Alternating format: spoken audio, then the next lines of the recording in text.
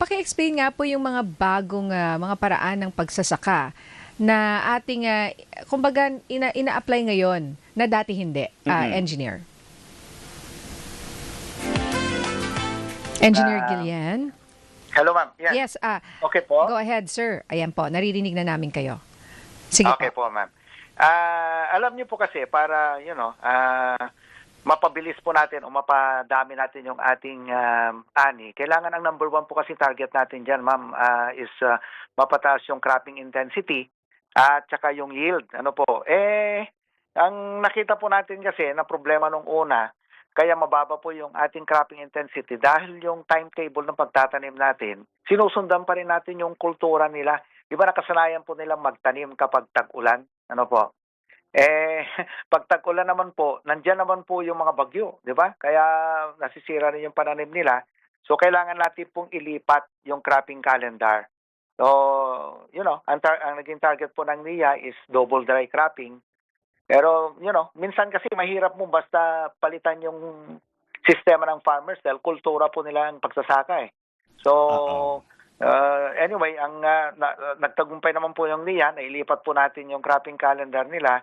Instead po na December yung cropping, ginawa po nating October, ma'am. Dahil, Nag-inagahan nyo po kasi bagyo-bagyo eh. Tama Mm-mm. ba? opo po, ang iniiwasan mo lang naman po dyan, dapat pag nag-ani ka, walang bagyo eh.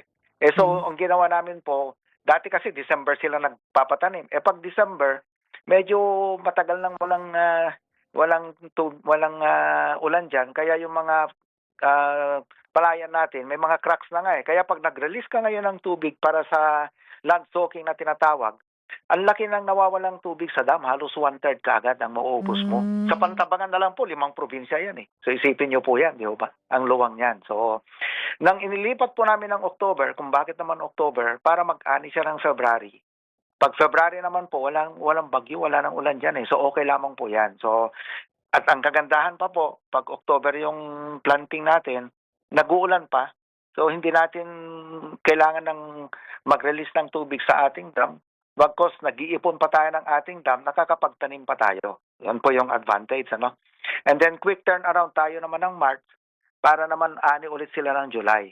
Pag July, wala pa naman pong malalakas na bagyo pag July eh. At ang maganda po doon, nagtanim sila during po ng dry season. Pag mas maaraw po, mas mataas ang yield ng palay. Alam niyo naman po, science yan eh. Pag ang kailangan po ng halaman kasi para mag-produce ng kanyang pagkain ay itong araw, tubig at carbon dioxide para mag-produce po siya ng sugar kasi yung pagkain niya eh, at ng oxygen. Kaya tumaas po yung yield ng ating mga farmers at yung mga nag-ani po ng February naman, naging off-season cropping siya. Kaya tuwang-tuwa yung mga nag-ani po ng February dahil mataas po yung benta nila ng kanilang palay. Kumita po talaga yung mga farmers natin. So, tumaas na yung yield, tumaas pa po yung kita ng ating mga farmers.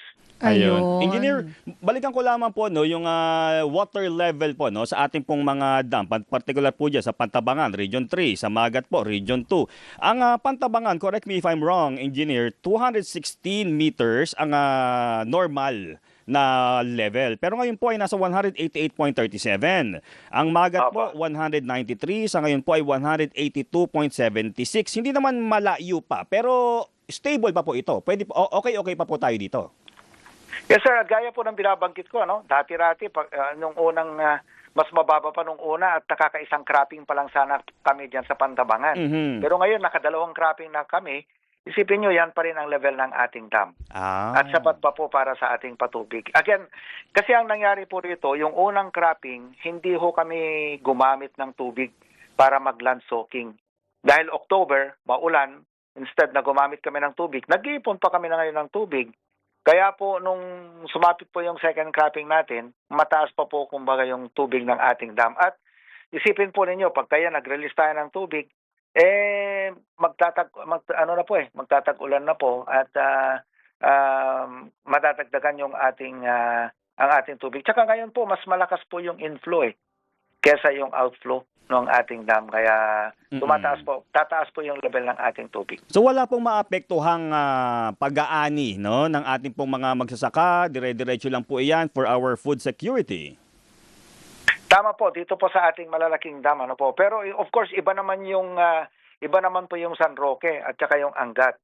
Dahil yung San Roque po, ang number one po na, hindi po pag-aari ng NIA yan eh. So ang number one po na priority nila dyan is power production. Ano po, kagaya rin nung Angat, ano.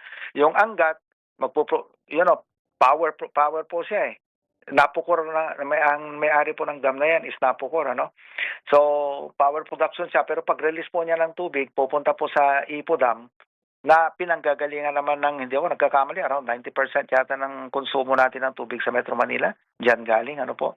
So, iba naman po yung priority noon. But, sa NIA naman po, ang long-term solution naman namin dyan, nagtatayo na kami ng sarili naming dam sa tabi ng Angat, yung Bayabas Dam. Hopefully matapos namin po ito within the next 2 years, ano? At ayusin po namin yung Bustos Dam para tumaas din ang level ng tubig. Para po hindi tayo umaasa sa releases lamang ng Angat Dam. Yun. Maraming salamat, Administrator, Engineer Eddie Guillen ng National Irrigation Administration. Salamat, sir. Salamat din po, ma'am, sir. Thank you po. Just checking. Thank you.